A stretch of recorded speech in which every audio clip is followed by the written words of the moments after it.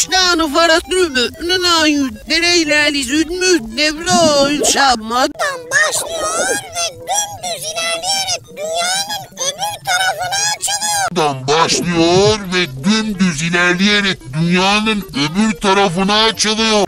başlıyor ve dümdüz ilerleyerek dünyanın öbür tarafına açılıyor. Başlıyor ve dümdüz ilerleyerek dünyanın öbür tarafına açılıyor. Ay kuşlarını farasını nereylerli züdmü devre şammadan Başlıyor ve dümdüz ilerleyerek dünyanın öbür tarafına açılıyor. Başlıyor ve dümdüz ilerleyerek dünyanın öbür tarafına açılıyor. Başlıyor ve dümdüz ilerleyerek dünyanın öbür tarafına açılıyor.